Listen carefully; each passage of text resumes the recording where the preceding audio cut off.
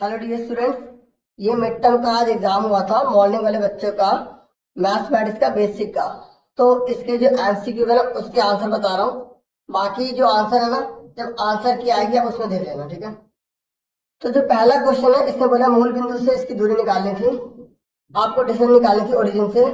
तो ओरिजिन से जब डिस्टेंस निकालनी होती है तो फॉर्मूला क्या होता है, एक्स स्क्वायर प्लस वाई का स्क्वायर रूट में। देखो जिन बच्चों ने पुरानी वीडियो देखी होगी उन्हें बहुत बेनिफिट मिला होगा, है ना। तो मैंने मेन में सारे करवाए भी थे, ठीक है। और अगर आपको सपोर्ट है मैं ऐसे और वीडियोस आपके लिए लाता रहूंगा। तो सेकंड क्वेश्चन का आंसर जो था, इससे बड़े से इसके प्राइम फैक्टर करने मैंने यहाँ पे करके दिखा दिए।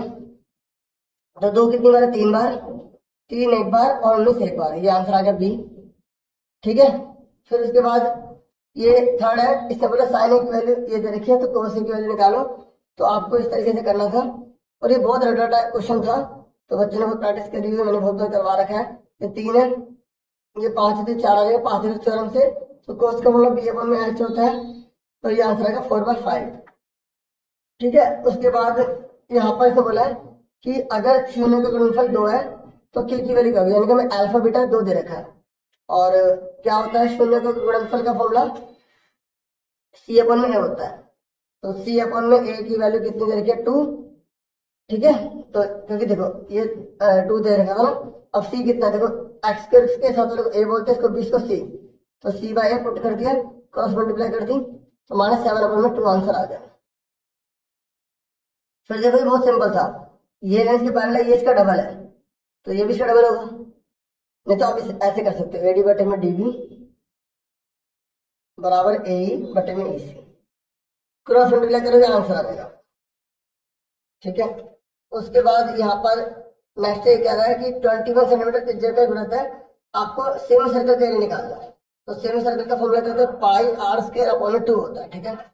तो पाई की वैल्यू कितनी है, 22/7, और आर 2 बार लिख लिया, नीचे 2 आएगा जरूर। फिर इसे सोल्व कर दिया, काट दिया, तो 693 आ गया। फॉर्मूला पता तो कर लो, तो मैंने आपको जो पुराने वीडियो बच्चे देखते हैं मैं बोला था फॉर्मूला अच्छे से करो। फॉर्मूले की वीडियो बना रखिए, कोई वीडियो ढूंढनी है तो फॉर्मूला ASC स्टार्टर, चैनल का नाम देखो, स्टार 50 स्टार्टर, ठीक है, ASC स्टार्टर। तो अब इससे बोला है मोड हमें दे रखा है, मीन दे रखा है, मोड दे रखा है, आपको मीडियन निकालना। तो फॉर्मूला मैंने आपको बताया था, ये मोड 3 मीडियन माइनस 2 मीन, तो पुट कर दो, इसको उधर ले जाओ, सॉल्व करेंगे तो 24 आ गए, ठीक है। फिर उसके बाद यहाँ पर इससे बोला है कि 45 डिग्री का एंगल है और ये 7 है, तो ये मैंने कहा था आपको बताया था अगर ये 45 है तो ये और ये हमेशा बराबर होते हैं, ये 7 है ये भी 7 होगा, ठीक है। फिर उसके बाद ये वाला क्वेश्चन भी ऐसा मैंने आपको करवाया था, मैंने कहा था जब ऐसा कोई क्वेश्चन आ जाए तो 2 ट्रायंगल बना लो। तो इसमें बोला A55 है, देखो सेम बनाना, ABC लिख लो, ABC, DEF लिख दो, DEF ऐसे लिख लिया। A55 क्या है, तो ये 55 है, ये भी 55 होगा, सिमिलर है ना इसलिए। और E45 है, E अगर कौन से ये 45 है, ये 45 होगा। अब एक ट्रायंगल के एंगल जोड़ कितना 180, तो दोनों को जोड़ के 180 में से घटा देंगे तो 80 आएगा, ये भी 80 आएगा। तो इसने पूछेगा C कितने का होगा, C हमारा 80 आ गया, ठीक है,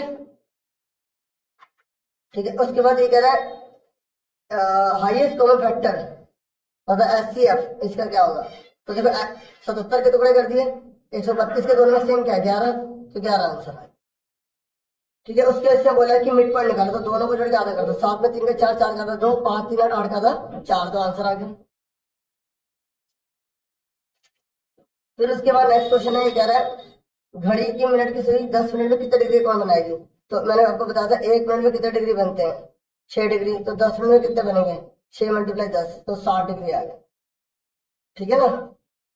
उसके बाद यहाँ पर देखो इसने बोला कि पतंग उड़ रही है, तो ये जमीन से शादी से बोला ना, ये 25√3 है।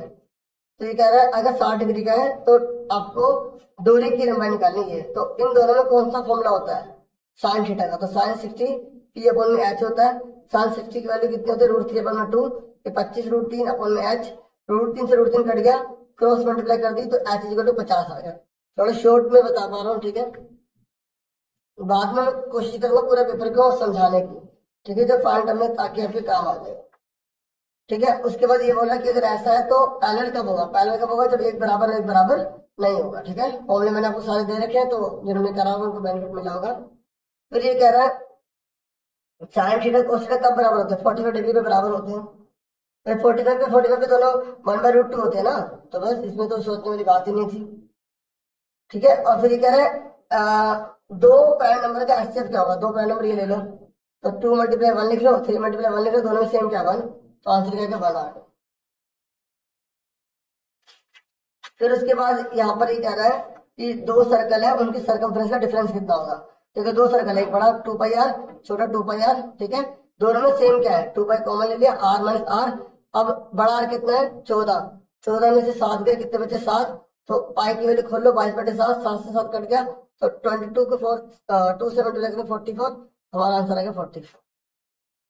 ठीक है, 2π बड़ा आ रहा है ना, उसमें से छोटा 2πr घटा देना, फिर 2π को आपको कॉमन ले लेना है, फिर बड़े आर में से बड़ा आर छोटा आर घटा देना, तो काट देंगे तो 44 आ जाएगा। ठीक है, इस तरीके से था। फिर ये कह रहा है शुरू के जो 5 नेचुरल नंबर है उसका मीन कितना होगा, तो 1 2 3 4 5 को 5 से डिवाइड कर देंगे तो हमारा 5 आंसर आएगा, क्योंकि 5 4 9 9 3 12 3 15, 15 को 5 से भाग करा, 15 को 5 से भाग करा, 3 आ गया, तो 3 आंसर आएगा इसका, क्योंकि इसे 5 नेचुरल नंबर बोले ना, 3 आंसर भाई, 1 2 3 4 5, तो 5 4 9 10 11 12 13 14 15, तो 15 को 5 से भाग करेंगे 3 आएगा। ठीक है, इसका आंसर क्या बी। ओके, बी आंसर है इसका। फिर इसके बाद यहाँ पर के की वैल्यू दे रखी है, तो आपको यहाँ पर इसने क्या बोला, असंगत है। असंगत यानी कि क्या होता है, इनकंसिस्टेंट। इनकंसिस्टेंट का मतलब क्या होता है, A1/A2 B1/B2 बराबर नहीं C1/C2, इसको हम क्या बोलते हैं, ये रहा। तो ये कह रहा है इसका आंसर इसलिए निकला क्योंकि ये फॉर्मूला होता है, रीजन भी ठीक है, ये भी ठीक है। सॉल्व करोगे ना, ये मैंने कर रखा है, K/8 14/7, 7 दूनी 14, 8 दूनी 16, के आ गया 16, तो ए आ गया इसका आंसर।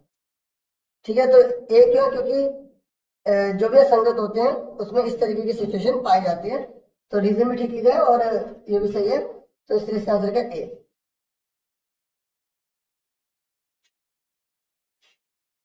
फिर उसके बाद ये कह रहा है कि इसको सॉल्व करो, इसको सॉल्व करो तो 2 और -5 आ गए।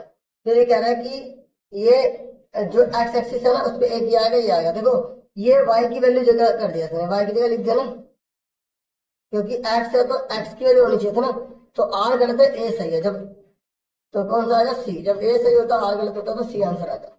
अब बाकी जो है ना मैं अभी नहीं समझा पाऊंगा, पेपर दिखा देता हूँ ताकि जिनको नहीं पता वो प्रैक्टिस कर लेंगे। इसको बटे में ले जाना था, बुक से क्वेश्चन दिए थे, जिन्होंने बुक से प्रैक्टिस कर रखी है वो बहुत अच्छा स्कोर कर लेंगे।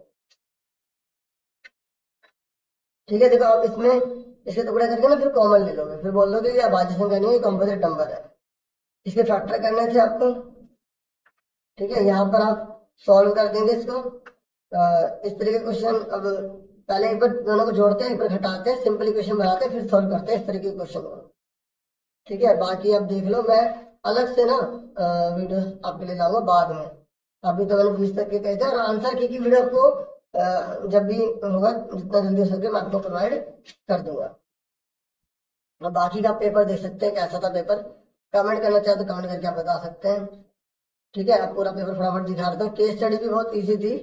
ठीक है, और इससे ये पता क्या लगता है कि पुराने पेपर जरूर करने चाहिए, क्योंकि काफी जो कंसेप्ट जो चीज है ना वो पुराने पेपर से हमें काफी हेल्प मिली है। और मैंने पुराने पेपर आपको वीडियो बना के दी थी, फॉर्मूले बना के दिए थे, कुछ फॉर्मूले के बेस पर क्वेश्चन कैसे करना है वो करा के दिए थे, तो उससे बच्चों को बहुत बेनिफिट हुआ है।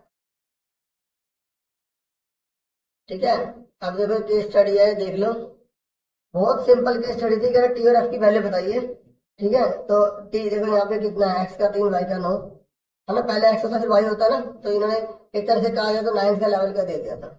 बाकी ये टेंस का हो जाएगा, जिसमें डिस्टेंस निकालने के लिए बोल रहे थे। डिस्टेंस का फॉर्मूला क्या होता है, x2 - x1 y2 - y1, फिर उनका स्क्वायर लगता है अलग अलग, बीच में प्लस होता है और रूट लगा देते। ठीक है ना, फॉर्मूले वाली वीडियो बना रहे वो देख लेना, बेनिफिट मिलेगा आपको।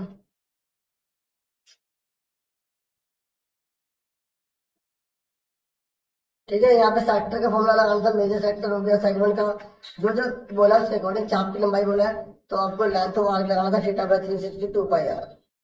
ठीक है, बहुत सिंपल सी केस स्टडी, मुश्किल नहीं थी। बाकी आपको कैसा लगा पेपर कमेंट करके बता सकते हैं तो बता दीजिएगा। ठीक है, इससे और बच्चों को और ज्यादा जानकारी मिलेगी। ठीक है, ये आपके सेकंड चैप्टर से केस स्टडी बना के दी है। ठीक है, तो अभी फिलहाल वीडियो में इतना ही। Thank you for watching and listening carefully. Take care student.